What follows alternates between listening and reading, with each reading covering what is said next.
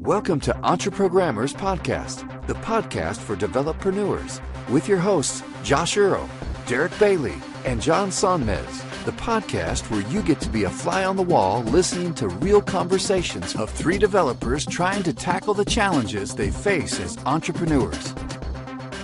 Hey, Josh Earl here with a quick message from our sponsor, Signal Leaf. Look, doing a podcast is a lot of work. The last thing you need is a podcast hosting service that makes you jump through a bunch of hoops just to get your episodes published. My co-host Derick created Signal Leaf with one goal in mind: to build the easiest podcast hosting service out there. It's the simplest way to get your new podcast up and running quickly and without any hassle. If you're thinking of starting your own podcast, just use Signal Leaf. Then you can get back to polishing the lyrics for your own official podcast rap song. So how's it going? How are you guys doing? I feel like punching someone. You're wearing your samurai shirt today, so... Yeah, I should totally go samurai something. I'm doing okay. Go ahead. I was going to say, I did a talk last night at the .NET Orlando user group. Nice. So it was a new one. It was on why you're stuck in your career and how to break free. Right. And it turned out pretty good. There was a pretty good turnout, and it was. I think the talk went really well. I basically talked about like things that they could do stuck, like and kind of the idea of having like a positive attitude, getting through burnout, through forcing through with using quota systems and schedules and kind of the Pomodoro technique and stuff like that. So that I think it turned out pretty good. I ended up having to fill. I wasn't sure. Like I ended up having to fill like an hour and like a 15-minute space with it. So I had only planned on like 30 minutes, but Nice. I gotta get the doorbell. Hold on a second. John, I was thinking this week too that you should really be doing webinars. That course would be perfect for a webinar.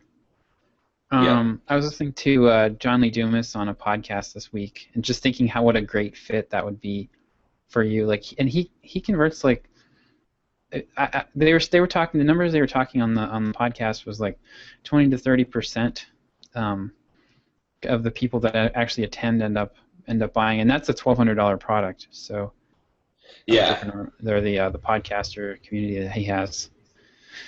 That seems like a natural for you, and you've already got those talks. That's true. Yeah, maybe if I had like 3 or 4 of them to rotate through like a monthly webinar, and then kind of advertise that, or even a quarterly. Yeah. That makes sense. Yeah, it's definitely one of the things I've been thinking about doing. Plus, it's the kind of format that I enjoy the most. Like, right. I like giving talks more than anything else. I think, the motivational talks, which are that's if I had to pick a career, like a different career, it would be to be a motivational speaker. So. Yeah, that is. You're really good at that. But yeah, webinar would be a good thing to do. So. Yeah, and that's something you could promote really easily with paid advertising too, and it would actually, if you got a decent conversion out of it, that would actually pay off. That would actually pay off really nicely. Yeah.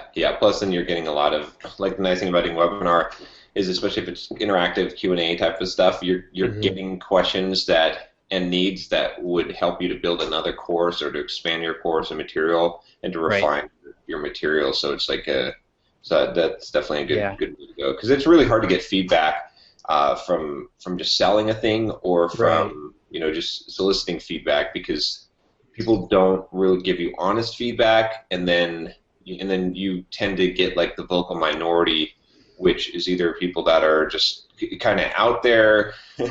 There's all reasons why people are in the vocal minority. I mean, some of them is genuine, but some of it's because they're just too crazy of a diehard fan, and some of it's because they're just weird, or there's a lot of different reasons. But usually those opinions are not as valuable as just when you can talk to someone in a regular conversation and it just comes up. Right. Yeah. Yeah, that's kind of the like the 30 by 500, like Amy Hoy's approach, is nice in that way because it's observational.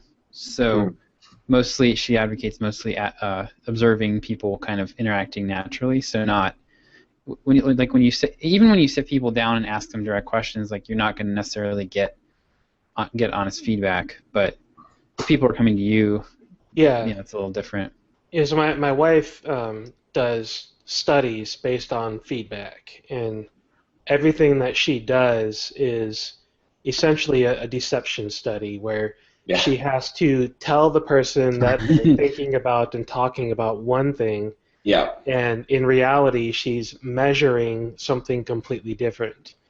But she sets up these studies so that people don't think about what she wants to look at, because it's very well known that people will not be honest. They will tell you what they think is the right answer, what they think you want to hear, or even what they think they actually want to be the right answer, not what they actually feel or how they actually are, or whatever the case is. So you do have to be, flat out, you have to lie to people. You have to get people to interact naturally without knowing that you're watching. You have to tell them that you're doing one thing when you're doing something else, because otherwise you're not going to get actual feedback. And the same thing goes for advertising as well. That's something I've noticed. Like in the times that I've put out an ad design and I've asked Twitter, hey guys, what do you think of this? I get really good feedback. They say, oh, this is great, this is nice, I really like this, and then run the ad and it tanks. Yeah. Because what people say they like is not what people actually like. It's a completely different realm of, if you want to test ads, go run some ads and see what does better. If you want to get good feedback from people, find the people that are talking about that thing and sit and listen without interacting with them. Exactly, yeah. And people don't know. It's this, you don't know what influences you, because everyone, if you ask anyone, does advertising work? Like, oh yeah, but it doesn't work on me. Of course. So when you watch a Pepsi commercial, you're not influenced. No, it doesn't really influence me. Well, as I grab a Pepsi and drink so. The data shows differently, right? It's because we're not aware of our own behavior. Right. Yeah. So go ahead. I was just going to ask Derick what's up this week. He's just a million paper cuts. Yeah. Just having a really bad week in general. Like everything that I'm trying to grow any of my audience outside of my mailing list is just totally tanking. I've added 1,000 people to my mailing list in the last month, which is crazy. And of those 1,000 people, 2 people have become purchasers of anything. Yeah. Even when I'm very directly trying to make it appealing to become a purchaser of something.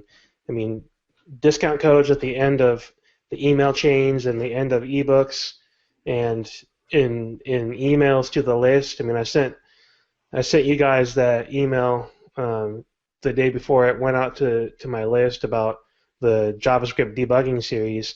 Got 0 clicks, not clicks. I got 0 signups out of that. What was the click rate on it?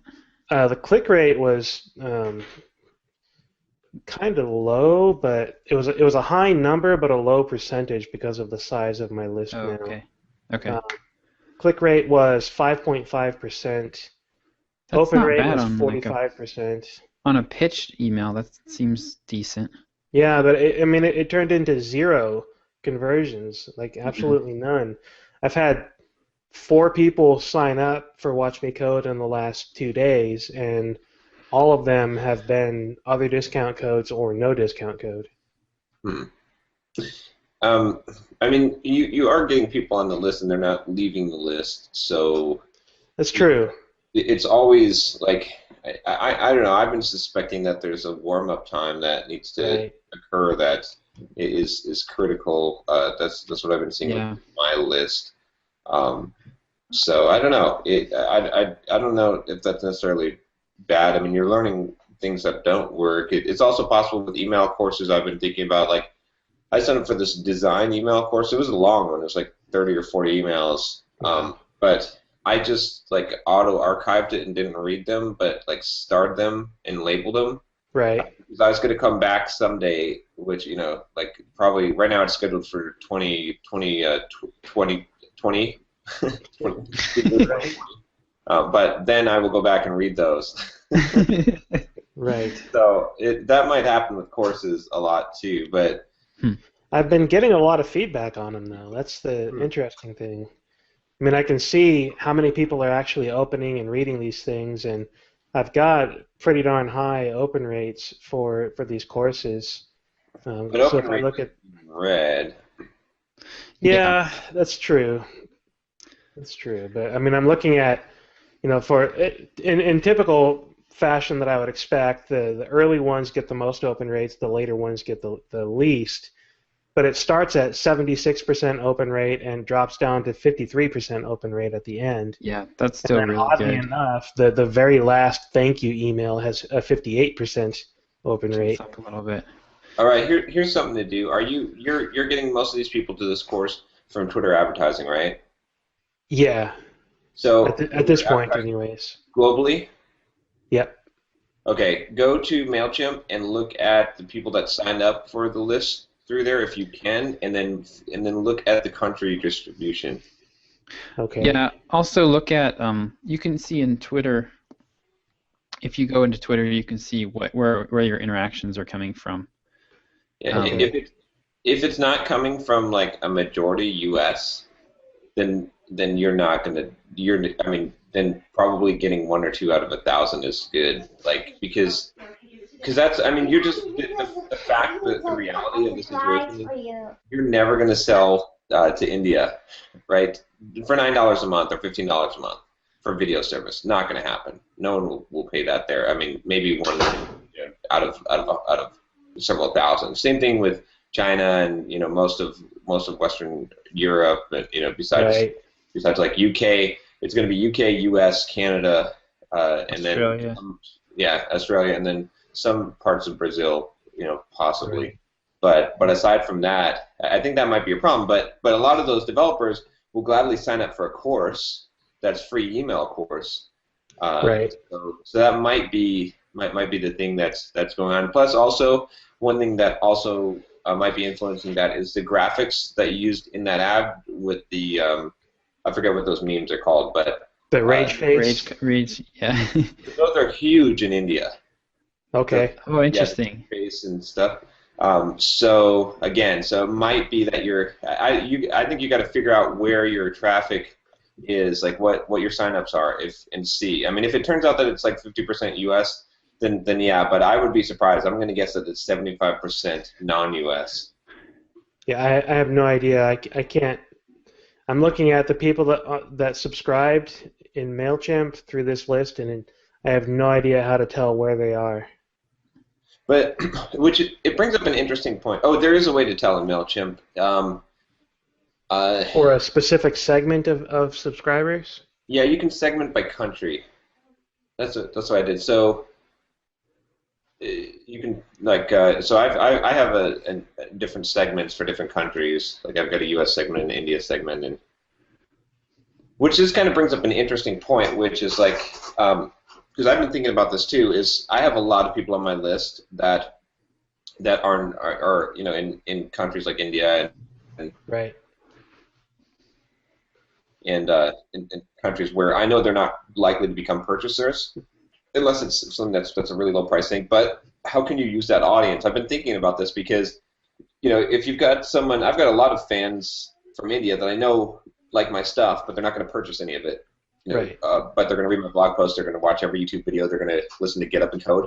So the question is can you use that audience or get the audience active in a different way? So I've been thinking about this question a lot. Like, could I possibly, if they're not going to buy things, could I get them to spread the word? Could I get them to share things? Could I even exchange something for them to share things? Because a lot of them are really big fans. So maybe the way you can still sort of monetize that portion of your list. But I don't have a great solution for this. But I've just been thinking in that direction. Yeah. that oddly enough is something that I read about in a not a sci-fi novel, but a novel recently. Um, it started out halfway as a sci-fi novel, but it's a book about a video game that has worldwide traffic, and part of the content of the book describes how people in other countries, like in China and India and whatnot, they pay for their subscription to this online game by selling virtual gold for real money. Are you reading Reamd? Yes, I am. Yeah. Okay. So that book, just a brief side. I read my favorite review of that book. It's a 600-page book tightly packed into 900 pages. I'd say it's more like a 400-page book packed into 900. Yeah, I enjoyed it, but it was kind of like, wow, this is wow, Neil Stephenson needs to. I thought I had problems being concise. Let's put it that way. It's funny because I'm actually reading sort of the opposite. I'm reading the Atlas Shrugged. Yep. And my description of that is it's a 5,000-page book, neatly packed in 1,000 pages. Yeah. It's like it's very lengthy and long worded, but it's the sentences are so descriptive that it's crazy. Right. But yeah, I haven't read that one yet. I read Ready Player One. I need to. Oh, that was an awesome book. I love that one. Yeah, I started it. I haven't actually bought it yet. It's so much fun. If you know anything about the 80s, like if you were born anytime in the 80s, if you lived in the 80s and you enjoyed the culture and video games and movies and whatnot from the 80s, it is an absolute must read. I'm kind of weird because I was born in 1980, but I was homeschooled. So okay. I almost kind of missed that entire decade. Yeah. Yeah. I mean, I was born in '78, so I didn't get a whole lot of that decade ingrained into me. At least not as like a teenager, like that was my decade. But I remember enough of it and still go back to classic cartoons and video games that I did play back then. But anyways, so your idea, John, about finding interesting ways to get your audience to be active, I definitely like that idea. It presents some pretty significant challenges, but some very interesting ideas anyways. And I don't mean to marginalize like everyone that's not in the U.S. It's not like I totally feel like an ass right now for complaining. Oh, nobody's signing up, nobody's buying my stuff. It's like, what was the real purpose of doing these courses? Am I just doing it to get people to buy things, or hopefully my intention originally was to educate people, to help people understand and be able to do better, and if people want to end up becoming a buyer, a subscriber, or whatever out of that, then bonus on top of that. And here I am complaining that nobody's buying anything. I don't know. I mean, we all do. Like, I mean, I like that Zig Ziglar quote about if you I'm not going to butcher it now, but if you give people what they want, you'll get what you want. Like, give enough people what they want, and you'll get what you want. And I always think of it that way. It's I mean, right. Yes, we're doing things to give people what they want to help them, but also everyone, like, I mean. I think the worst thing is to not be transparent with motive in the case of, we're doing things to make money, not because for some altruistic notion, but what better way to make money than by helping other people? Like, right. Because that's the true, that's a more worthy thing than just helping people, I think, because then your interests or what you're doing is aligned with you, right? Because if there's something, if I do something, then there's nothing in it for me. Then you have to question my motive. Like, why am I doing something totally altruistic, right? Ultimately, there is something in it for me, but you don't know what it is. Am I trying to manipulate you? Am I trying to gain favor? Am I, do I have a guilt complex or something that makes me feel like I have to pay back the world? But if it's clear, if it's like, yes, I am giving you value, and I am and I'm doing it for the purpose of running a business, of making money, then it's clear. Then you're like, oh, okay, I get it. I get why he's doing this. It's still valuable to me. It's worth it. So I don't know. I don't think there's any shame in, like, I mean, if you didn't send the email, I mean, you wouldn't have spent the work and time creating that email if there was no possible hope of profit from it. And I would hope that you wouldn't, because that would be a waste. You know, it probably wouldn't have value if you didn't think there was any hope of profit from it. So yeah, but at the same time, I keep going back to that email from that one commenter that talked about getting annoyed with us commoditizing everyone, and it's this interesting tension that I see, because when it comes down to individual people, I really do care about helping individual people. Yeah.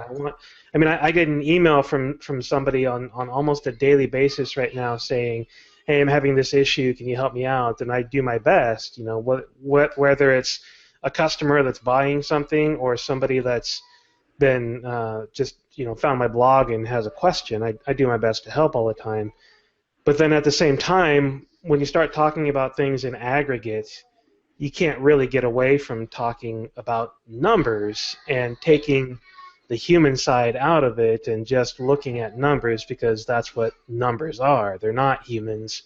They're not individual people. It's this odd balance, and I keep waffling back and forth between, oh, I care about the individual and educate them, versus, oh, well, you know, I have goals that I want to meet, and why the crap aren't I getting any sign-ups? So it goes back and forth. Well, it is an interesting tension. It's like once you get to a certain number, like a certain quantity of people, like it's amazing how things break down into very predictable percentages. Yeah. You know, it's almost it's I don't know what I'm trying to say, but yeah, it's like it's useful to look at things in the aggregate to know how you're doing. Right. But on the other hand, you know, I mean, any time, like for me, whenever I get an email from one of my subscribers, you know, I do my best to answer it. I'm a little behind. I get behind, and a couple times a week I go through and plow through them and try to get caught up. But yeah, you have to look. I mean, you look at the aggregate to see, you know, are people on the whole liking what I'm offering versus just a few of them. So. Right. Yeah, I mean, and it is, you know, there's no shame in it, right? I mean, everyone who buys our stuff or subscribes to our stuff or listens to this podcast gets up in the morning and they go to work. I'm assuming, you know, or they have at some point in life. Most people go to work, right? And right. and you don't. I mean, none of them go to work not to make money, right? You see what I'm saying? Like, although you would kind of think the opposite of that, given the way developers complain about the cost of everything. Right. Yeah. You want me to spend $5 for the tool that's going to solve my problem that normally takes me 3 days to do? Ha! I'll build it myself. Exactly, and it'll take me 3 months, but that's okay. I'll save $5. And it will not be as good. But yeah, but I mean, there's no, I don't know, it is what it is. Like, we can pretend like things are not, you know, what they are, and it doesn't mean, like I said, you know, we all answer our emails and try to help people as we can, but ultimately it's good, I think, for people to know that you're in something to make money, keeps you from being taken advantage of, and I mean, and there's a difference between being a crook and like, you know, I think, you know, the measure I always look at is, am I providing? Is there an even exchange? Is the value that I'm providing worth the money that I'm making? Right. And if it balances, you know, I rather it balance further in the no question about it. I'm providing more value than what I'm taking.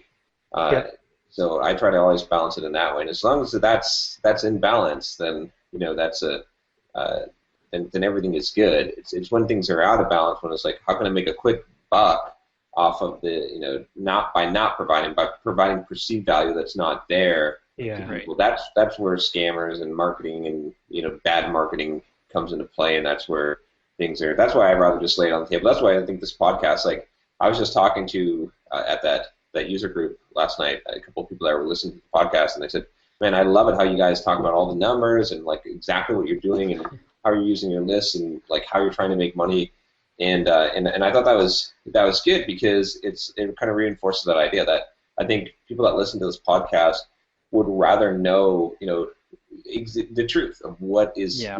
is happening, rather than being, than us all saying, oh man, today I did some, I helped all these Right. people, and I didn't even make a dime for it, and I don't care, because just the feeling of doing good is just all the reward that I need. Yeah, I mean, that is a good feeling. It's pretty amazing to me to see 1,000 people subscribing to these 2 email courses, thinking, "Hey, I've influenced, this many more people," and I've received some pretty amazing emails, and those are always very uplifting and worthwhile, and I love getting emails saying thank you for whatever it is that somebody was reading or watching. But Yeah, I'd have to at the say end for of the me, day, like, yeah, getting an email, like getting 2 or 3 positive emails, to me is every bit as it's every bit as rewarding in terms of how I feel afterwards as a sale. right? Yeah. It's kind of funny. Like, I've had days where I was really down in the dumps because things were really, my sales were just really bad, and then I get a couple emails like, oh, this was great. Like, I got one. I sent out this email last week to my list about I just telling a story about how I made a mistake when I used to edit the college newspaper when I was in school, and I made this mistake in the headline. And it was really embarrassing because it was like, the basketball coach came in and was screaming at me and everything. So this guy wrote back to me. Scream. Yeah, Yeah, it was my Bobby Knight moment, right. But, yeah, and it was I was all by myself in the office, and this huge guy comes in, all red faced, and he's like waving the paper around, screaming at me. So I printed this headline, and it was just filler text. It was men's basketball not so good this year, and it was filler text. We meant to get it out of there, but we'd been up for 24 hours and we just missed it, when we were proofreading it, and it was recruiting weekend, so they had all the high school hopefuls there that they were trying to recruit, and they were all reading this paper like, what is this headline? So I told the story in the email, and it was for my Sublime list, and I talked about how you should never use filler text, and you should use something like lorem ipsum because it'll stand out, and there's a plugin for Sublime that does lorem ipsum. So, Right. but I got this email back from a guy, and he told me the story of, he used to work on a newspaper, and he told me this great story about how they they printed a caption under the there was a picture of a woman milking a goat. And it was something about the caption was like how this city councilman was greeting his constituents or something. it was so funny, and like getting emails like that from my subscribers, that lifted my spirits actually way more than a sale would have. But you gotta kind of balance. You need both. Right. I mean, quite frankly, I see new subscribers and I go, all right, where's my next subscriber? It's like, this is nice, but I'm constantly looking to build more subscribers for Watch Me Go and from my mailing list, and it's like, when is enough? But then on the other end, when you get those emails, one email from somebody saying thank you or tweet or whatever it is worth 10 subscribers in terms of how I feel. Yeah. Mm-hmm. And then on the opposite, one person complaining, one person saying, this isn't good enough. The first time I've had to actually live up to my money back, keep it all guarantee on Watch Me Code this week. I mean, the guy watched quite a few episodes, and I know which ones he watched because he was talking about them and commenting on them and whatnot. And he comes down a couple of weeks later and says, hey, look, I loved your episodes and the quality, but this really isn't the level of material that I need at this point. I'd like a refund. Like, all right, let's get, I'll get you taken care of. I'll give you your refund. Thanks for the feedback on this. I'm trying to do more in-depth stuff in the future. But at the same time, just having that one email, that one person saying, this isn't what I wanted, what I expected, or having somebody complain, why are you doing this when it should be done that way? This is stupid. I don't like it. Whatever it is, those are I mean, it's like that oatmeal cartoon where spend a minute reading comments and you're crying. Spend 5 minutes reading comments and you're trying to hang yourself. But see, that's called being an ass. I mean, that guy's being an ass because the thing is, regardless if his points are valid, like he paid what, $9 or $15 a month service. Just cancel your subscription. That's fine. But asking for a refund in that case, like unless if you went to the site, logged in, right, there was like one video there, and it was like you just saying all the time and bumping into your IDE. That okay, fine, refund, on principle, not because the money is important, but because let's stick it to people who try to do this on principle. But if you've provided something that is valuable, that is not necessarily what he expected, just cancel the thing. Value to me and value to him, or value to at least he somebody. Didn't invoice you for his time. I mean, the guy was very respectful about it. He provided what I thought was valuable feedback. I don't think he was being an ass at all. He was simply seeing the guarantee that I made and saying, oh, okay, this guy's making this guarantee. I'd like to get my money back, and that's totally fine. It makes me feel bad because I don't like seeing people leave, but at the same time, it's what I promised, and that's to be expected. Well, it's going to happen. I mean, that's fine, but it still makes someone an ass when they do that. Like, actually, you guys have given me fuel for. I'm trying to think what blog post should I write this week, and I've got one now. It's called. It's going to be something like, "Don't take yourself so damn seriously," because this is. I mean, same thing with basketball coach yelling at you, Josh. It's like people take their jobs and themselves so freaking seriously, as if they are working on as if they're heart surgeons. Right, saving people's lives. I don't know why I always like to use heart surgeon, but anyway, that's a serious job, right? I mean, being the missile commander, the nuclear silo, serious job, right?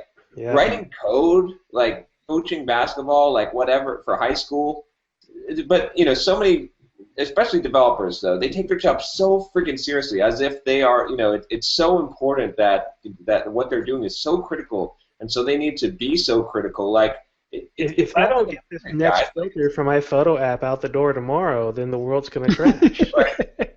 I mean, but the problem with taking your job so seriously is like people are then you end up tearing down other people, or being like I said. I mean, the reason I don't say that the guy that asked for the refund is an ass because he's like a jerk, like he's a mean intentioned person. But because he takes himself so dang seriously and wasted time writing you an email and this is a $9 purchase or whatever. Like, just you didn't like it, just forget it. Like, what if that $9 was his entire paycheck, though? I mean, I honestly don't know where this guy lives. Don't know anything about him other than his name and the email that I got. Maybe he lives in a country where that $9 was a significant amount of time.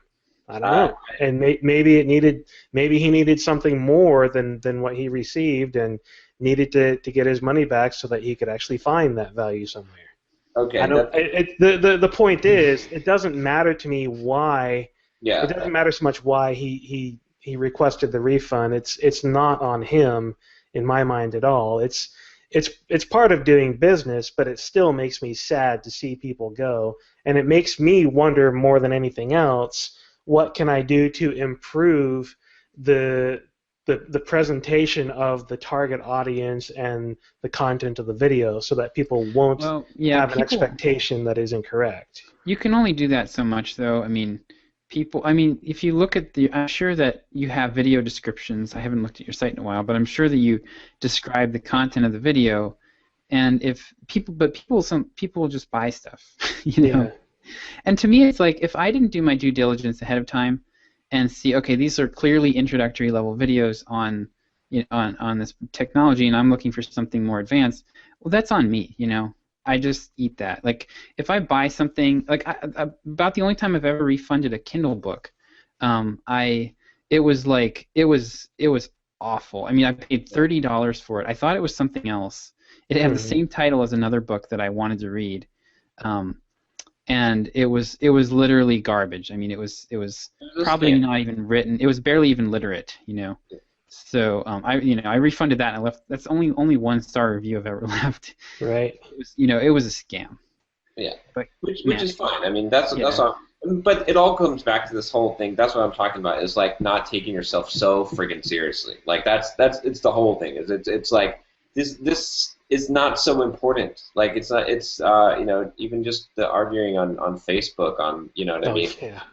Like it's just, but it's all part of the same characteristic thing of people are so stressed out, so like anal retentive about so much stuff, but it doesn't matter because what does it really matter? It's like not important stuff, and that's the thing. It's actually destructive to the person because they get hung up. They wait because the thing is like this. It comes down to this, right? You only have so much energy in when you wake up in the morning, right? And you waste that energy if you get angry at emails and you're like, dang those Linux people or or whatever it is, or man, that Watch Me Code episode sucked. Can't believe people would use Sublime Text. What's wrong with you? Jeez. Right. Or oh my God, I can't believe this guy dared to send me an email asking me to buy something. What the? I'm just gonna click that unsubscribe button now. Right? You just wasted that could have been energy that you used to further yourself, to do something good, to improve your career, but that energy is gone and it's expensive energy. So that's the whole thing. What I'm saying is taking yourself too seriously is just it's wasting your energy, your focus, your time. You only have so much of it. So yeah. That end rant. Derick, I'm still gonna get back to you about that email, by the way. Yes, please. Yeah. So basically, but kind of the gist of what I'm going to say. So that last email was pretty much just kind of thank you for taking my course and let me tell you about this thing that I'm selling, right? Right. And I think I'm actually frankly shocked that you're getting the open rate. The subject line was kind of nondescript, and that's a pretty impressive open rate. So you're doing a really good job with that course, because whenever people see that, anything that smacks of that course, they're instantly opening those emails. So good. Yeah. On that. That was a phenomenal open rate. But I would actually pull that pitch back into the 7th email or the last email of the series. Okay. And try to transition from your this content about JavaScript right. into if you could tie it to another common beginner problem that a lot of people have with JavaScript and sort of transition now you understand this this keyword, but there are these other pitfalls that a lot of people commonly fall for, and try to transition, and oh, by the way, I have this course that talks about all these other things that you probably should know as a JavaScript developer. If you could pitch it that way, transition right into it from the content of the course, because I actually think my theory on the email is that people aren't reading it. Yeah. They're opening it, but they're not really reading it all the way, at least not all the way to the bottom. Isn't that like the pitch email? This one. Yeah. Yep. So that's kind of the gist of what I was going to recommend, though, with that. Okay. And also, you can get. So I was listening to Rob Walling on a podcast talking about drip. He was suggesting that you number your days, and that on the last day you do 7 of 7 or whatever the number is, so it's clear that it's the last email. So that might be worth trying too, because you said your open rate on that second to last one was lower than the last one. So if you could signal, that it's the final day, that might bump your open rate up for a little open rate up a little bit for that pitch. Okay. So, but yeah, you got some data now. I mean, you've got how many people have gone through it? Ballpark. 420. All the way through. I don't know about all the way through. I don't get numbers about all the way through. I just get. Okay. I have 421 subscribers to that one, and 600 subscribers to the object-oriented design one. Okay. Yeah. Yep. So yeah, I mean that's I'd experiment just with that last email. Just try. It's gonna be. This is one thing I've been kind of accepting lately, is that it's just going to be. So I in the 80 by, or not 80 by 500, the 80/20 book. Perry Marshall has a marketing DNA test that he offers. It's kind of like a Myers-Briggs thing, and it just kind of gives you an idea of what style you like. And I came out really heavy on recorded, which makes sense because I've always hated live presentations, and I really like to, I prefer to write, or if I'm going to do a presentation, I literally script the entire thing out. Right. I cannot wing it. But I also came out really high on the analytical side, and I think one of the things that's really been killing me is with my tool set, feeling like completely lost and hopeless. Like I know I need to test my way to success a little bit more, and feeling like I didn't have the tools to do that has really been. I realized that's been kind of the source of a lot of stress for me over the last few months. So this week I'm considering switching over to Entreport, which is a full-blown CRM kind of thing with a lot more power than MailChimp. So it's going to be $300 a month, which is definitely overkill for where I am right now. But if I'm serious about doing this for the long term, and I am, then a tool like this is something that I really need.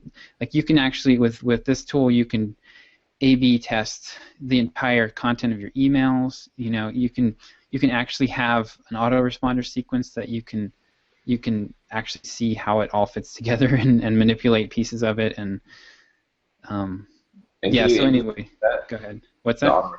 Can you A/B test through the autoresponder sequence so you can figure out which emails work best from there? Yep. Yeah, you can ABCD test emails in any sequence. Oh, I'm gonna make a product that does ABCDE. You do that and I'll find out. So so I'm liking it so far. There's some annoying limitations, as there always are with these things, but they don't let you change the footer of the email, which to me is kind of absurd. But I'm compared to MailChimp, like doing an email in MailChimp is like a 6 to 8 screen process. Click, click, click, click, click. It's like this huge wizard. And it is very pretty. This is all in one screen. You can send an email from one screen, like any other email ever that you've ever sent in your entire life. I've gotten quite a few compliments on the simplicity of one screen from Signal Leaf as well. Yeah. People that have used other podcast hosting services, wow, I love how streamlined this is. Drip is pretty nice too. I really like the UI for Drip. What's that? Go ahead. Sorry. I know how we can monetize this podcast. Okay. Okay, so we're going to get what we're going to call anti-sponsors. So our first one will be MailChimp. But they're going to pay us not to talk about them, right? I love it. I'm pretty sure that's called extortion. But yeah. No. We're going to call it anti-sponsors. That's right. Not extortion. Anti-sponsors. We had a nickname for John, and it was Vince. He's living up to that again. All right, are you with me, camera guy? Because I'm going to do this in real time. I think MailChimp is more slap your way to Health America. I think its real target audience is you have an online store. Someone's bought some junk from you, and then you send them email Victoria's Secret holiday clearance. Yeah. I think they're really good for a straightforward newsletter. If if you want to have even like some of the newsletters we've been advertising in, Web Tools Weekly. I don't know if they use MailChimp, but that type of thing, I had no complaints about MailChimp when I was doing that. But as soon as you want to, as soon as you start caring about return on investment, and wanting to see how effective particular things are that you're doing, it's like, you want to shoot yourself in the head. Yeah. But Derick. So anyway, where I was going with that is that I think you're just gonna have to play with that final email a little bit, and and see. You might also try, like you've mentioned the course a few times in the body. You might try kind of preceding like the idea of subscribing. I've noticed this in a lot of ads. A lot of times they'll kind of hint at the call to action early up in the ad, and then you get to the end and it's not a surprise. It's not like, Right. you know what I mean? So, maybe, I don't know, maybe you could, but I would definitely, I think that last email is probably the place to start. Just try some different stuff there. You might even send one after that last email, like maybe 3 or 4 days later. The only problem is you got to kind of know if someone's already subscribed, like bought. But the idea is, and I've seen people do this before, where that kind of follow-up email says, "Oh, I noticed you didn't sign up for Watch Me Code. Was there a particular reason, or and basically just ask them why they take the follow-on action? Right. Did you not like this course? Did you not think it's valuable? Are you unsure of Watch Me Code or what it could do for you? Right. And then kind of address those things right there, like a few of those things, and then still leave it open for them to reply to you, and then give them a chance to sign up for Watch Me Code again, and then see what happens. And it'll be curious. Probably the most valuable information you'll get from that, I would imagine, is the unsubscribe rate. Yeah, you could also do that. Might be a good time to do like an FAQ email too. Yeah. Slot one of those in there. I would consider at least sending people an FAQ email, and then I like John's idea of asking for after the FAQ email, like, do you still have any questions about this? Yeah. Like kind of a final parting shot. Right. You got to send them at least 8 emails. Get 8 no's. Yeah. There's 8 emails in that subscription.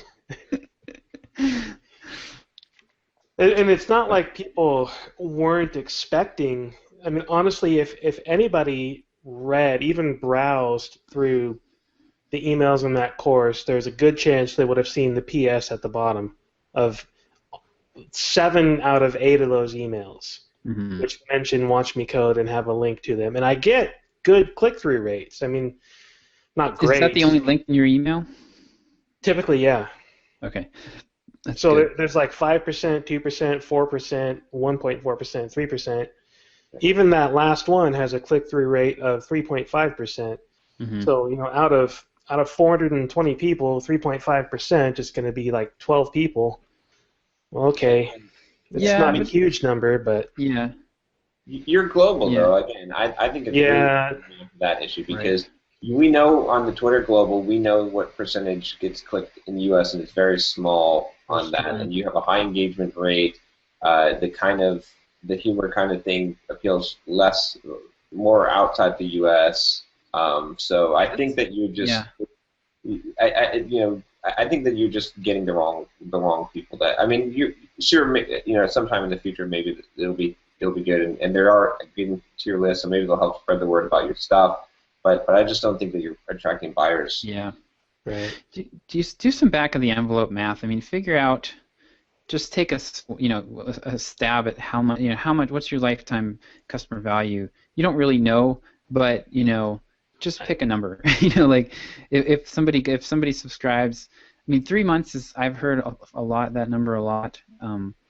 So you could stick with that or go a little bit more optimistic and say 4 or 5 months, and then kind of back out of that what you would be willing to spend, and just try spending a little bit more on Twitter traffic from the U.S. So I actually signed up for Baremetrics a couple of weeks ago. Okay. There are things that I want to do with it that it doesn't do right now, and I need to see if they're going to actually. I want filters basically because I have Signal Leaf and Watch Me Code and other things that I've done all mixed in this one Stripe account, and so my lifetime value for a customer right now is $54, but that's including Signal Leaf. Yeah. So it's not really accurate against just Watch Me Code, and I really need to be able to filter that down to see what a Watch Me Code lifetime value is. Right. And that's just for people that have subscribed to Signal Leaf and Watch Me Code. That's not a value of a mailing list person, which is incredibly difficult to track. Yes. So if I hear you right, Baremetrics isn't quite doing what you need it to do. Not quite. If you have a simple setup in Stripe and you just have the one service that you're dealing with, then it's phenomenal. The numbers that it produces are exactly the kind of things that I want to be seeing for my subscribers, but I need to be able to filter things down to a set of subscriptions and discount codes and things like that. Yeah. John's fishing for another anti-sponsor. Another anti-sponsor. Well, the dude keeps talking about how much money he's raking in. Maybe we can get him to sponsor us. You know, my sales were flat this last week. I made one sale so far this week. Ooh, ouch. Weird, because last week, the previous week, I did like 20 sales or something around that. That's not flat, man. That's flat-lined. Yeah, they need a heart surgeon. So Yeah. I don't know. We'll see what happens. I suspect that it's based around payday because of the price factor of my course. Like Right. first was, so I'm guessing the week after. I'm guessing I'll see those trends, but who knows? I don't know. It's not that. I did enough in 1 week for the month, so Right. I'm okay with that. I'm not gonna cry. Yeah, and I'd bet that you're going to see a bump next week because there's two basic pay cycles. Well, three. There's every other week. There's once a month, and then there's twice a month. So people that are on a twice a month pay schedule are going to get paid, Monday. People that are on an every other week are probably going to get paid next Friday. People that are on a monthly, we're halfway through a month, so people are getting tight on budget. That's also why I need to get that 3 payments thing going. Like if I sign up with Entrepreneurial. Yeah. But, the other thing I'm worried about. Well, I want to run this by you guys. So I don't know if I talked to you or I think I sent an email or something. But I'm basically cutting my YouTube videos to once a month. And Yeah, you mentioned that last week. Once a month.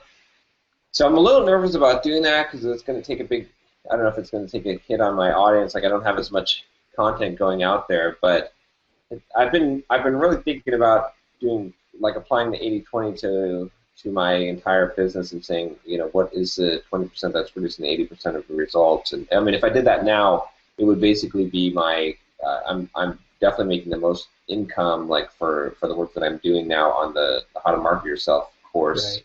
And then, directly related to that, and what has the most views, and it is the blog, which, the news. It'd be those three. It'd be the marketing course, the blog, and the newsletter, because those are all kind of tied together. And so the YouTube and Get Up and Code doesn't really produce as much value. I mean, they're growing. I hate to kill off things that are growing, but Right. I don't know. Yeah, what do you think on the YouTube? Like what sort of traffic? Like what kind of views? Are you getting traffic to your blog from that too? I do get some. It's hard to like. I feel like it's a good loyalty thing, like because it gets people liking, liking my content. Right now I've got about 1,200 subscribers on my YouTube channel, and then I've got I think total views is like 60,000 views total on it. Mm-hmm. I mean, it pulls in like $20 a month just on ad revenue, but that's not much. But it's been growing. But I don't know. I mean, I see YouTube channels that have like 100,000 subscribers, and I think this. Do I really even have anything here? Right. Yeah. So. I don't know. Yeah. It's not too hard to produce the videos, but again, it's like I'm hitting this point where I'm running out of content ideas and I'm producing so much content every week that it's like, I don't know, I kind of feel like I need to get back to, I'm not writing a lot of code, I'm not doing a lot of other things, I'm just producing content, so the well is kind of dry, and so I don't really, my value that I'm able to give is, I've already said it all, I've already, not that it can't be refilled, but I have to be doing more stuff. I have to be, even if it's not coding, I have to be doing something to be gaining life experience besides, talking meta about what I'm doing. Right. Yeah. No, that makes a lot of sense to me, and I think I think you need to be kind of careful with that too. I mean, aside from the fear of dropping something that is growing, which is totally understandable.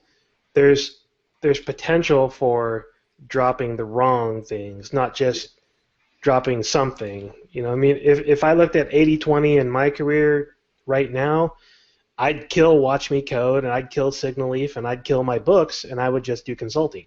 Because that's like 90% of my income right now. Well, but that's not where my goals are going. Yeah. So I think before you talk about dropping things, and you've probably already done this, but for the benefit of anybody listening, before you start talking about dropping these things, you need to look at where you want your career to go and understand, you know, this is not just dropping the 80% of work to focus on 20% of income. This is dropping to the 80% of things that are not moving you toward your goals, so that you can focus on the 20% that are. Yeah, I think that's a good point. I think that's definitely makes sense. I mean, goal-wise, well, I mean, as long as, to me, I can almost equate it with income as long as it's passive income, right, or semi-passive income.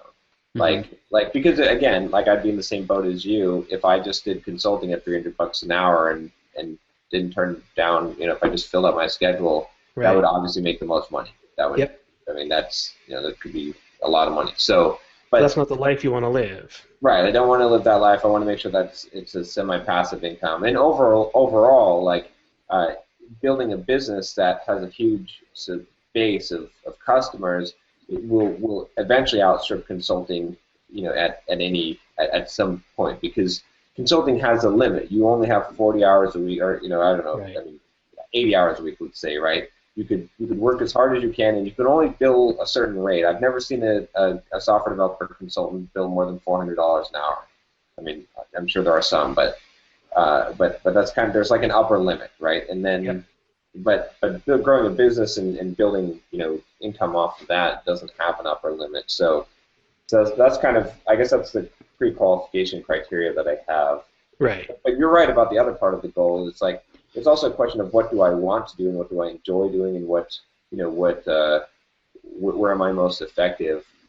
Just from I mean, there's other non-measurable like things that don't measure directly to finance. Like where do you have the biggest impact?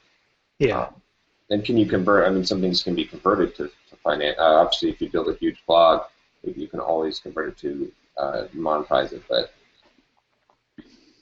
I don't know. I've also been thinking about just like going different directions to like even potentially dropping the simple programmer, either like potentially just going into like the motivational speaking side of things and just building, because the audience is so much bigger, and if you can gain traction, you can really gain traction, or just focusing on just saying, okay, let's cut things down and say everything that I'm doing is focused on motivating software developers. Like that is the thing, that I'm a motivational speaker for software developers only, and that's what I do.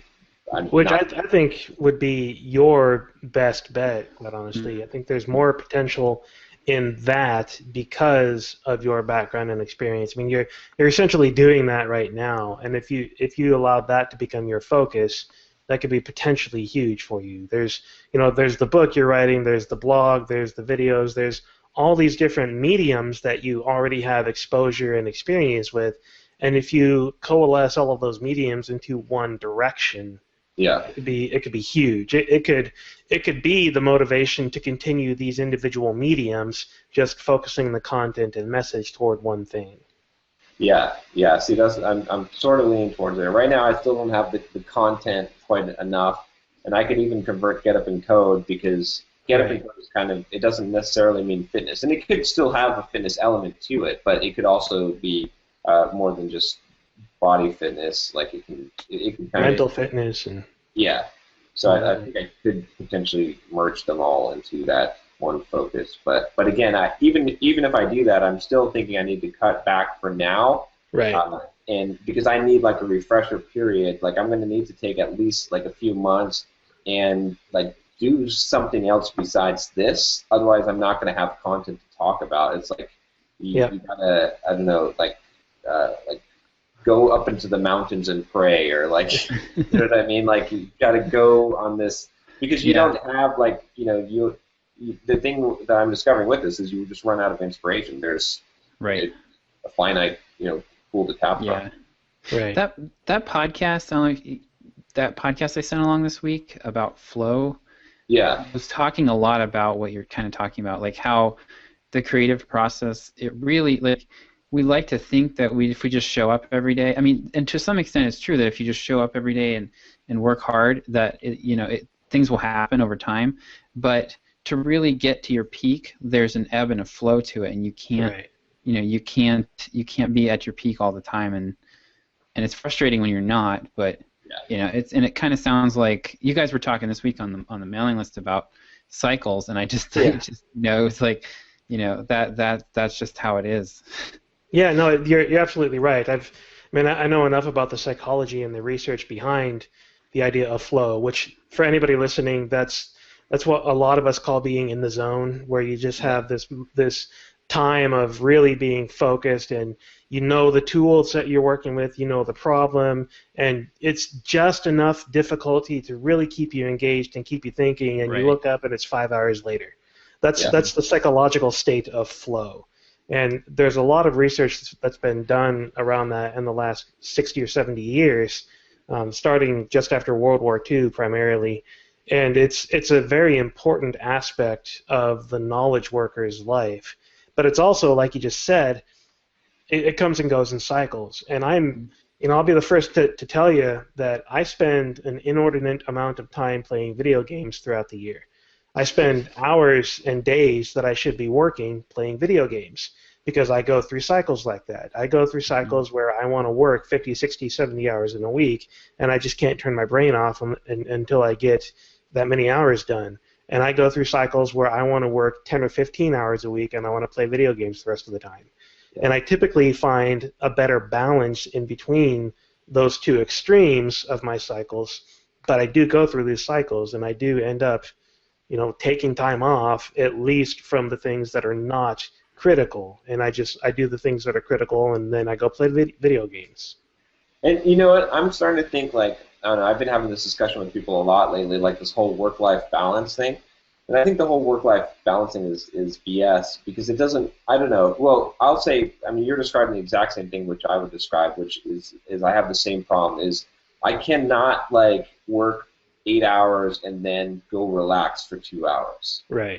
I am in work mode, or I'm in video game playing mode. Pretty much the same thing. Like, I just sit and play video games. And when I'm in video game playing mode, it's like, are you crazy? You're playing a video game for 12 hours straight. Yep. And I'm like, no, this is what I want to do. I want to be obsessed about something. I can't enjoy, like, everyone's like, well, why can't you just enjoy a couple hours? No, I can't enjoy it if it's a couple hours. I can only enjoy it if I only focus on one thing, and I just am obsessive, crazy. You want to send me to the mental hospital about the thing, and I like to switch it because you can't do that forever. So I think there's some merit to, obviously for 9 to 5ers it doesn't work that way, but for being an entrepreneur, I think it makes sense to do, like, to figure out what the interval is, and to do something like, you work solid for 3 months, and then you take a month off, and then you work solid for 3 months, and then you take a month off, like, because and I'm finding, I don't know where that number is, but I know that, like, when the first 3 months of this year, when I did the How to Market Yourself course, just pretty much worked on that. After that, I had to start on my book immediately, and I was like, no, I don't want to. I needed time, but I didn't have the time. And I thought I could stretch for 6, and I'm going to make it to 6 months because I have to. But I think the ideal period is like something closer to 3 months on, 1 month off, 3 months on, like that. Mm-hmm. Right. Yeah, for me, and I've never had the opportunity to do that.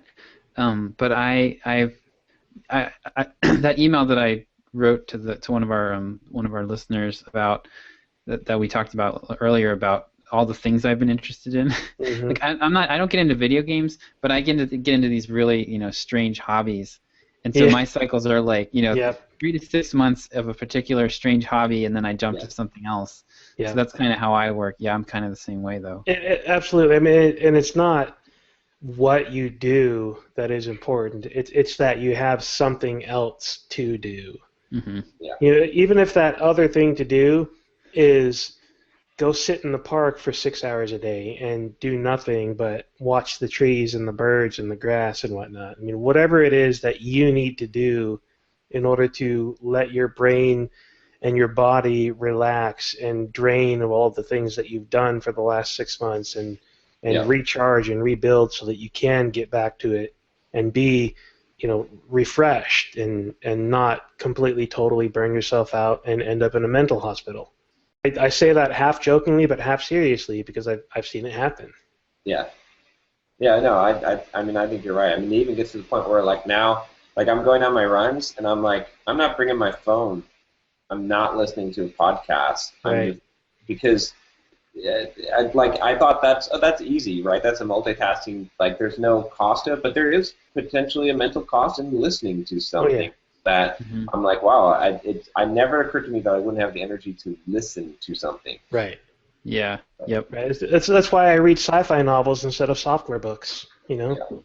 It's like I've got 4 shelves worth of software developer books, print books. I've got as many ebooks for software development purposes, and I spend my time reading sci-fi novels instead because by the end of the day, when I'm no longer in the work mode, I don't want to be in work mode. I want to be in relax mode, and that's one of the things I do to relax when I don't have hours on end to play video games.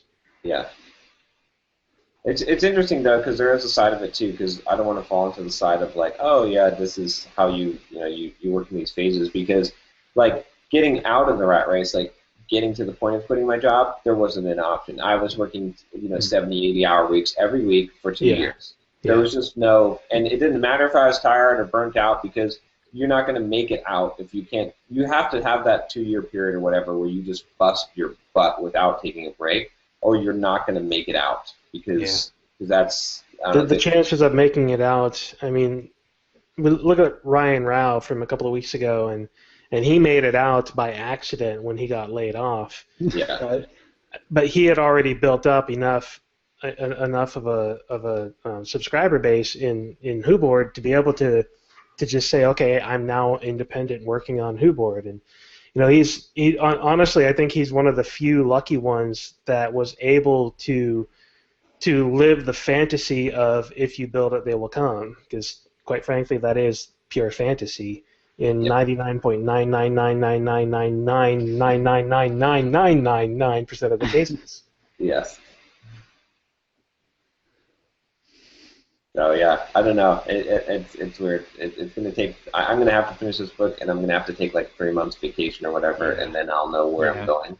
Right. But there's no way to know it now. So right. I'm just cutting things back as much as possible to make that vacation be as much of a vacation as possible, and then we'll see. It might be that I'm like, okay, I'm going to go off and become a monk, but it might be I'm going to do some crazy project. So. You're going to come back with some amazing idea, and it's going to make $1 million. We'll see. I still do think that when you take the pressure totally off, when you've got the total freedom to do whatever, well, it comes back to this other thing, too, that is like the follow your passion thing keeps on coming up, right? Like I sent you guys that video from Elliot Pulse, which he's got an interesting story. This guy is really interesting. I'm going to go meet this guy. Whether he refuses to meet me or not, he charges like $300 for a personal training session. So I'm just going to pay $300 and go talk to him for an hour. Nice. This guy would be great to have him come on. I don't know if you do, but he's definitely built up. I was listening to the story on how he became independent. But anyway, the whole idea behind the passion, I think that there's actually two paths that are both valid. One of them is to like we always say is don't follow your passion. That's bull crap. Just like figure out what you're good at, figure out what aligns, what the opportunities are, what's going to make you the most money. Stick to a thing for a long time, and open up multiple doors. Like give up multiple opportunities, and as long as you keep on pursuing and completing projects, you'll eventually hit some traction, and over time you will become successful. Don't worry about some passion that's going to die out. But there's also this other path, which is like follow your passion like crazy. Like it's like you got to be on one track or the other. Like if you're on the follow your passion track, I think because there's so many people that do make it work, and I've been having trouble like saying, well, which is right? But I think that there are people who follow their passion, and what they do is like they're like Michael Phelps. They're obsessed about swimming. Like they're swimming, you know, how many 40 hours a week or whatever it is, or they're playing guitar like all the time. Like not they don't have any other interests. They just have this one thing they do. And those people almost always make it as well, right? Mm-hmm. It's like you, but what happens is the people that sort of follow their passion, or they sort of like you got to go on one of those roads and decide which road you're going to take, because you know if you're in the middle, that's where you get screwed. So that's where either it piece of advice. So people that say follow your passion, I think they're right, but only if you're like going to do it to the extreme. And then the people who say don't follow your passion, they're totally right as well. But only if you're going to do that to the extreme and be totally objective and analytical about what you're doing. I think the word passion is the problem that I have, because most people hear passion and what they actually think is infatuation. This is the new shiny thing that I fell in love with because it's new and shiny. When in reality, the passion is the thing that you're already doing 5 or 6 hours a day because you want to. That's where your passion is. It's not the new shiny thing that, you know, this is so much fun right now, I'm going to go do this for the rest of my life because it's new and shiny and fun, and I haven't realized how horrible it is. So that's where I have a small distinction to make in follow your passion, follow what you are already passionate about, versus follow the thing that is new and shiny and you are currently infatuated with. And it really depends too on what your definition of success is. I mean, you know, if for every person that makes it following their passion, I think there are thousands who fall by the wayside.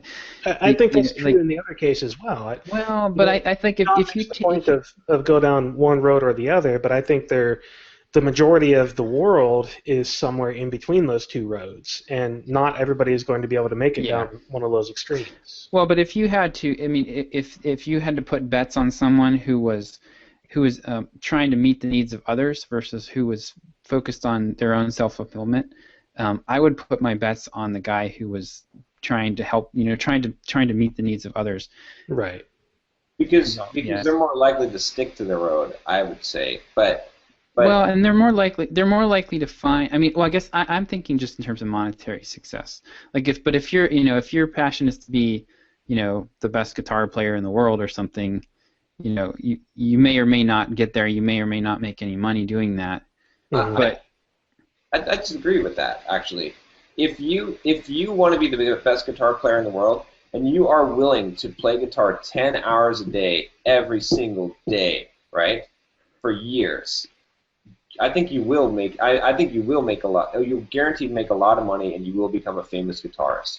Just because, but that's not a road that many people will ever take, right? Because people say, "Oh, I'm passionate about guitar," and they might play like 3 or 4 hours a day and every day, but that's not the level of passion that's required. Like that, the follow your passion advice only applies to those people that are like willing to dedicate their entire life, lose everything else that they have in life, for this one thing. That is true passion. Like that's passion in the words of not of what you're describing, Derick. It's not I'm interested in this thing or this is a cool shiny thing. This is the only thing that exists in my life, and the only thing I care about is this one thing. That is like real passion, like the real meaning of the word in my definition of it. And I think that you're going to be successful if you are that person. But it's such a rare thing, right? And when you hear the story of people that do have it, like, I mean, Tiger Woods, right?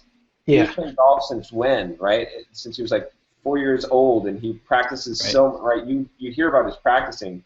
Something like Michael Phelps, right? Olympic swimmer, right? You hear about there's a bunch of stories, and every time you look at one of these people, it's the same thing. It's like they just lived this thing.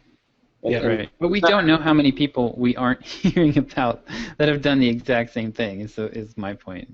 Well, but do you know anyone who's ever had a passion that they just were totally dedicated to, and then they failed? I've known people that have I don't know anybody stupid like mistakes in trying to fulfill their passion. People that would say, oh man, I've been doing this for 4 hours a day for the last 3 years.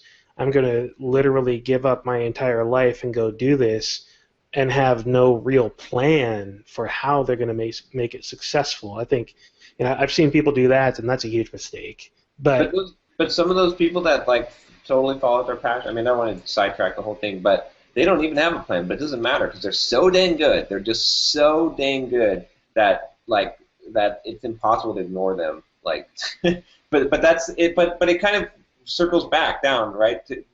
I just said the name of the book that says "Don't Follow Your Passion." But because either way, you become so dang good that people can't ignore you. So maybe that's the underlying principle. I don't know.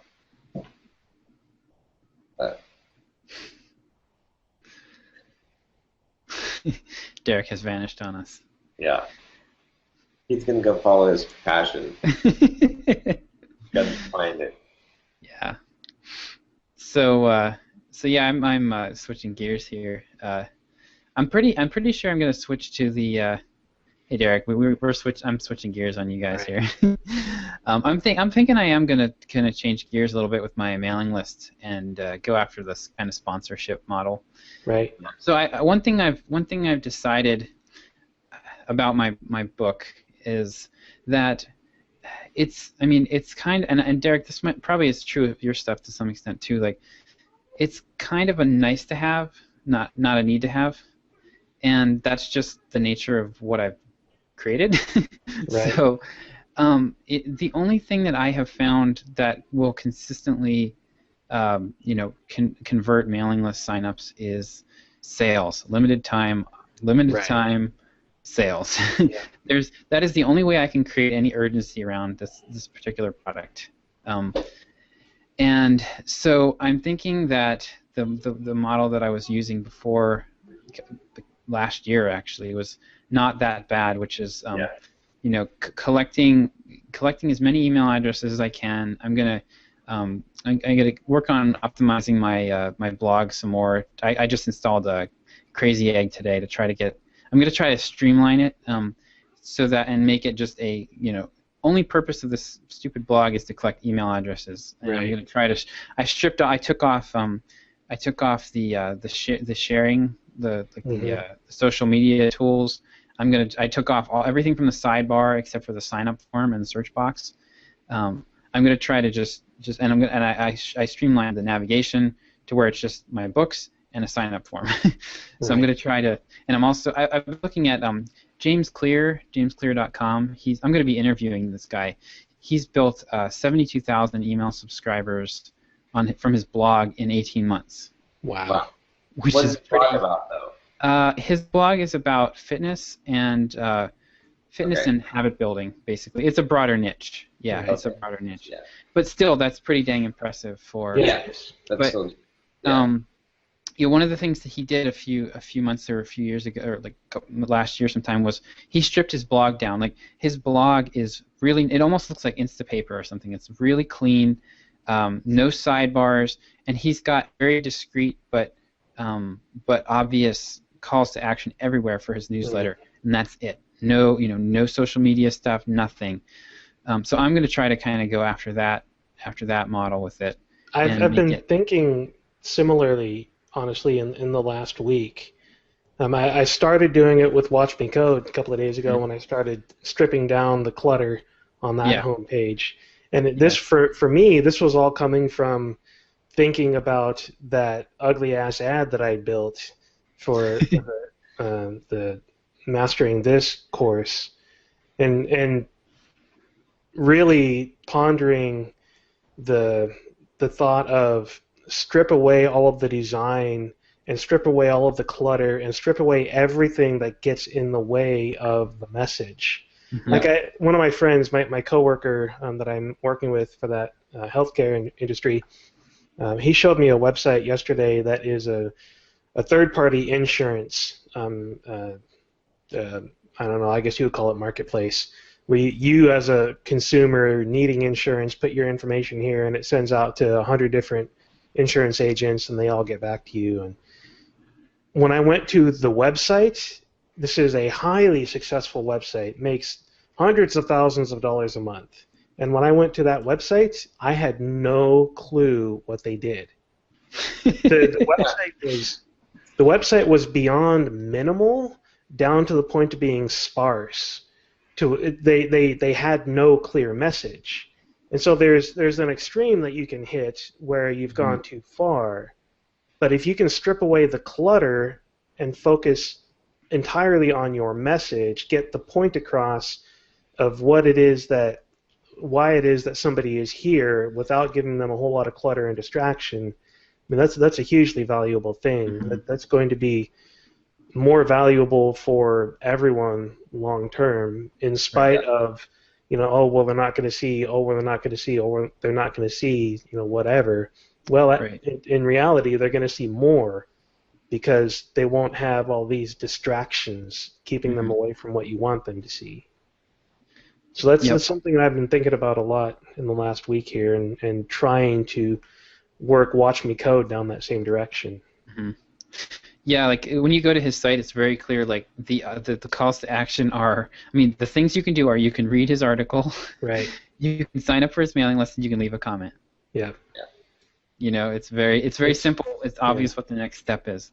So I'm gonna kind of work my blog in that direction and really try. Like I've been making huge gains with the traffic on that. Like I'm up another. I'm up over 5,000 hits a week now. Wow. I think I had 5,300 hits in this week. That's last week. So yeah, I'm cruising for 20,000, and now I was only getting 2,000 hits a month, like 3 or 4 months ago. Yeah. So now it's been multiple factors because I merged blogs, and one of those blogs has a backlink from Lifehacker. Right. So I'm getting some love from that, but I put a bunch of new content up there. I'm going back through all of my old emails, finding all the emails I've written, putting them all up as backdated posts, which I'm sure my few RSS subscribers will love me for that. Yeah. Hey, but I gotta get going. I need to take care of my kids here. Cool. Alrighty. See you guys. All right. Yeah, so I'm going through and putting everything I've ever written about Sublime. I'm putting it all up there, and I'm gonna strip it down to where it's just pretty much email signups, and then try to go back to just collecting as many emails as I can. I think I'm gonna do 2 emails a week to my list. Yeah. One will be a weekly newsletter type with a short tip and some blog, some article recommendations, blog links and stuff. And then the other one, that one's the one that I'm going to try to get sponsors for. And then the other one I'll probably do as an autoresponder mostly. I might write some fresh content for that. But I've got 60, 80 emails at least. So I'm going to put those all into an autoresponder. So new people coming in will get those emails. Yeah, that makes sense. I like that too. Plus, it becomes more on autopilot, right? Right. Automated. You can swap out the autoresponder sequence to the ones that are most effective. I mean, eventually you'll fine tune that autoresponder sequence, so you'll be throwing out emails and putting in new ones and having the most effective. I would guess you would front load your autoresponder sequence with the ones that have the highest open rates. Right. Yeah. And then that'll increase your engagement, and to me that makes a lot of sense. Yeah. Yep. Yeah, and then I'm going to try. I'll probably pitch my book in most of those Tuesday. I'm thinking of as Tuesday emails. So the Tuesday ones I'll probably pitch my book. The Thursday ones I'll probably do the weekly, the list of links and the sponsorship there. Yeah. I mean, I think looking at the rates that a lot of these guys are charging, I've got 5,000 people on my list now. And I think I can grow that pretty easily. Like if I do some more contests, if I did even a monthly contest for a Sublime license, every time I do that, I get hundreds of subscribers. So, I could grow that pretty quickly to the point. I think I could probably charge $200-300 an issue for sponsorships before too long if I can add. I know people now who are charging about that for a list of my size. So. Really? That would be a nice. Yeah, you can. Yeah, the going rate. I mean, for some of the bigger newsletters, I've seen. So it seems like I've seen the rates be anywhere from like 1 to 3 cents per subscriber. You can kind of do the math, and that's Yeah. just for one. That's just for like a one. It seems like the smaller lists actually have a higher per customer or per subscriber rate. So I probably would start a little lower than that, and just to get my feet wet, and might also give people some advice, like when they go to put an ad in my newsletter. Well, this, like if you're somebody who's trying to sell an ebook, I've done that, and it doesn't work. But I have gotten over 100 email signups from an ad that I placed in a newsletter last week. So that does work pretty well. Yeah, going advertising your email list that way works pretty well. Yeah, that's interesting. Yeah, I think that'll work. I think that's a good path for you to go. It lets you to use your existing audience. It lets you go down this new list building strategy, and it's mostly hands off. Like there's not, and then it doesn't close the door on the Sublime market. If you want to create new products, you're not like losing that audience and that momentum. So it definitely makes sense. But now you're exploring a new thing that you'll learn about becoming an advertiser. So someone who does a publisher or whatever. Yeah. So I think that makes a lot of sense. And if you continue to grow the list. I'm a little bit. I'm not sure how much time. Like I'd like to keep this to just a couple of hours a week total. Yeah. And I'm not sure how much time the advertising thing is going to take. I'm a little worried that could actually end up being more work than I think. Chasing people down and trying to get there.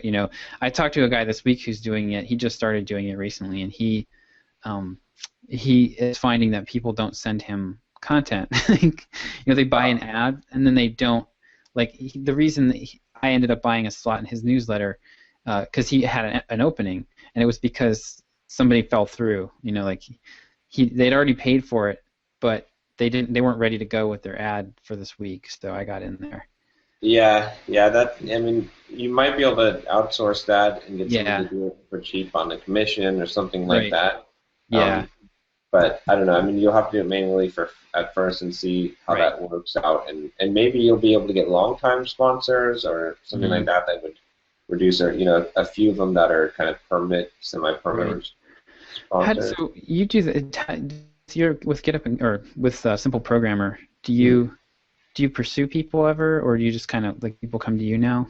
I haven't. I should, because I should get more of those slots filled. I guess I'm underpricing because I've got one slot, one main advertiser right now that I'm charging $500 a month for, and I'm hitting about 100,000 to 120,000 page views every month, depending on if I have a big article. So I guess I could probably get more for that, and I could probably fill a few more slots. So I could probably fill 3 slots at even at the rate of $500 a month. But I haven't really pursued that at this point. I've been thinking about having someone do that, paying someone to find and to pitch. If anyone's listening to this podcast and would like to advertise in Simple Programmer, I will give you the $500 a month deal.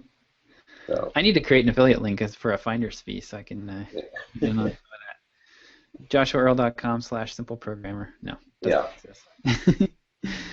But it's weird. I'd like to be my own advertiser on there. How to market yourself, but the thing is that I tried putting a banner on there. It doesn't really work. I don't know if it was a conversion problem or not, but I don't know if you can really advertise on your own site if that really works. So. Yeah. One thing I'm concerned about too with the advertising is I don't want to just sell advertising. I want it to actually have value. I'd feel really bad if people for taking people's money if I thought they were throwing it away. Yeah. Which is why I think, I might actually steer, people away if I do think they're going to waste their money, like the guy, the fictional ebook guy. I don't know if you'll be able to. I don't know if you should do that, honestly, because I have a feeling that publishing, being someone who publishes, who is an advertiser, is sort of like that gym membership thing again. I think that a majority of advertising dollars are wasted, and unless you're going to be like a Fortune 500, advertising executive coach person that like only has effective advertising. I think you're going to have to take people's money and let them decide. And I think that the majority of people are not going to make money from advertising, and that's just how the industry works. That's true. You're going to have to be willing to take that position. Otherwise, it might not be the thing for you to do, because there's no benefit for you in doing that unless you're signing people, unless you're like providing some service where you're saying, okay, I'm going to make sure you're successful at advertising. Mm-hmm. I'm not going to accept you if you aren't, but you're going to sign, like, we're going to run an ad, and when you're successful, then we're going to sign a long-term agreement, or you're going to try and get them locked in at a fairly high rate that would be higher than normal advertising they would pay for a lengthy period of time because of the service you're providing. But yeah, that's a good point. Yeah, and you can't. I mean, you can't force people to do something either. It's tough because, like, I mean, it's the same thing like when people buy my course, I think, right? I know that the majority of people that buy my How to Market Yourself course, well, I know that the course is well worth the money, like that you could easily make thousands of dollars, maybe hundreds of thousands of dollars just applying the advice, because I know it's worked for me. I know it's worked for a lot of people. I know that paying $300 for this course is easily a solid investment. You're easily going to make that money back, and probably a lot more. But I also know that a majority, 90% of people that buy the course are not actually even going to do anything. They're not going to. So, I can't really say, well, I'm only going to sell to the 10% of people that will actually do something. This is your Ramit Sethi. But see, he still knows that the people that buy his course are not going to. I mean, he's using that as a psychological trick, not as a actually. I care that people, I think in his case it's both. I mean, I honestly do think that because I mean, there's a selfish motive to it. If people take your course and don't do anything with it, right. The word of mouth is not going to help you. You're not going to get good testimonials. Yeah. But if you've got, and Amy Hoy does the same thing with 30 by 500. Like, she really tries to make sure that the people that take that course are going to be action takers, not just dreamers. That's true. Yeah. I mean, that does make sense. Like, and to some degree, I mean, you want people to be successful. You just have to realize the reality of the situation that most people are not. Yeah, a big chunk. I mean, I get people that email me and say, "Oh, I bought your book a year ago, and I skimmed through it and looked really good, and I never read it." Like, yeah. Because I mean, really, the success advice, right, is so simple, right? I mean, you can use all these things and information, but really, it's work hard and be persistent. No, there's a magic button.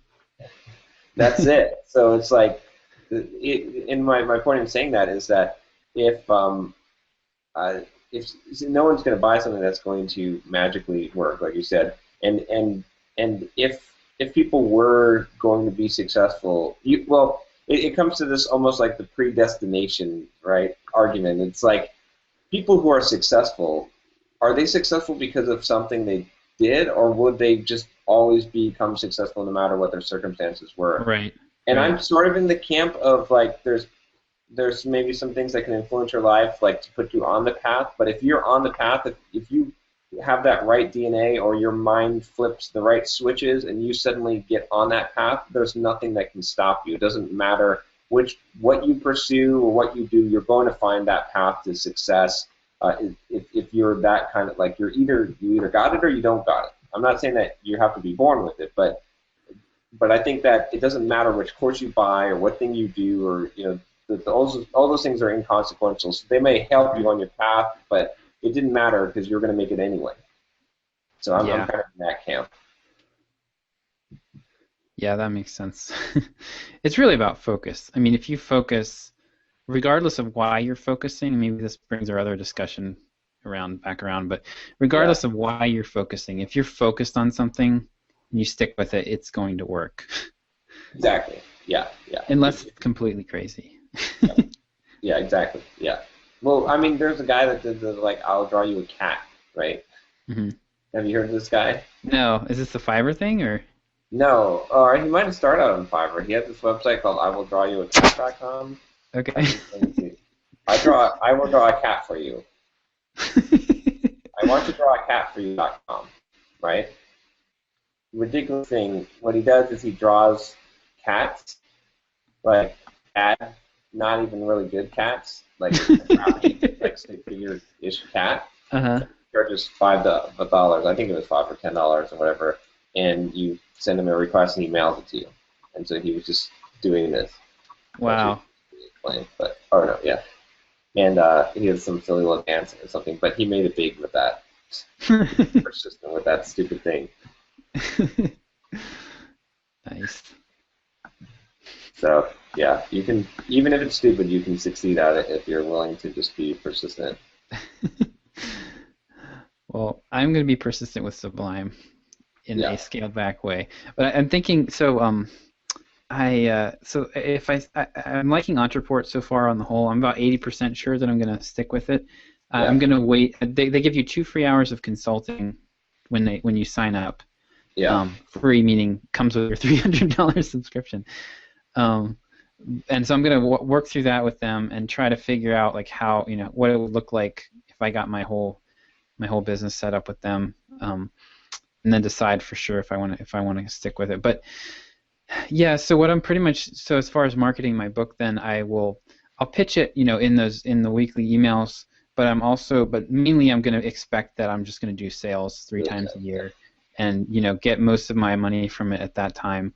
And then I pretty much right now it looks like during the summer months I can expect, it seems like about $800 is what I'm seeing. Yeah. For a long time I felt like I didn't have a good idea what my baseline is, and now I have a good idea. At least for the summer, it seems $800. Consistently I'm about $200 a week now. And it's funny because like I have 3 different outlets, and they jump up and down, but it always seems to come out to about the same. But there's a trailing metric that you're ignoring, which is your blog traffic, which is right. Yeah. See, I think that's a trailing metric. I think that if you increase that blog, if your blog traffic doubles, your sales might not double, but they're certainly going to go up. They haven't yet, so we'll see. Right, but I think it's trailing. That's why. Yeah, I'm thinking that give it, September. I think last year September, I remember I was really discouraged over the summer, and then boom, September hit, and it went nuts for a while. So I'm kind of thinking that I'm hoping that happens again, only, plus, because I've got way more blog traffic now. Have you looked at the Google, there's a Google tool to look for keywords, the popularity of keywords. I can't remember what it's called. The AdWords tool? No, it's a different thing. It tells you like who's searching for Britney Spears naked, and that's what I need to SEO my site for sure. Like, but it tells you like the trend, like. Oh yeah. I've seen that. Yeah, that's a good idea. Trends. That would be a great. I should look at that for Sublime. It is called Google Trends. What do you know? Yeah. I should name things for Google. But like if I'm just looking right now to see Sublime, what the trend is over time. Yeah, so this is exactly the tool. Oh, it's going as well. That's crazy. Like from 2011, it just started climbing. 2013, it climbed. I gotta look at this now. Yeah, this is. Oh, it's even got a forecast though, but it's not working. Yeah. I want to see if I can zoom in on a time period because I'm not getting quite the detail level that I want. But this is pretty interesting. Okay. I will have to play with this more. Oh, and it gives you related searches too. Sublime 2, Sublime 3. Sublime 2 is... But yeah, it looks like there's a dip here in June. It's not a huge dip. There was a really big dip December 2013. Yeah, which I didn't notice because I had a sale, so I had a huge month. Yeah. Yeah, I see that. Yep, you're right. So I don't know how to zoom in. I don't want to see 2009. Right. I don't know if there's a setting here. Yeah, I don't see any. Unfortunately. Yeah, I'll have to play with this. There's this little... Nope, that's an embed tag. Okay. Yeah, I'll have to play with that. That's cool. So it seems like it has leveled off, though. If you look at July of 2013 was when it hit its peak, and it seems like it's kind of level. It's bounced up and down around that point a little bit, but it's kind of leveled off in the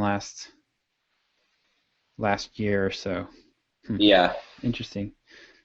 So Yeah. yes. So maybe they've hit the peak of the growth anyway. Yeah, you keep an eye on it and see where it goes, Yeah. I guess. It does seem like it's not. I mean, it doesn't drop off precipitously. So.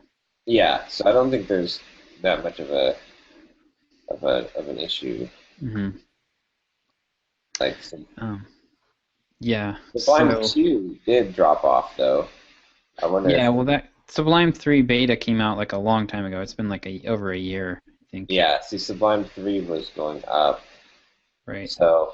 I think the public beta for Sublime 3 actually came out last year around this time. Yeah, it was the end of June because I did a sale when it came out.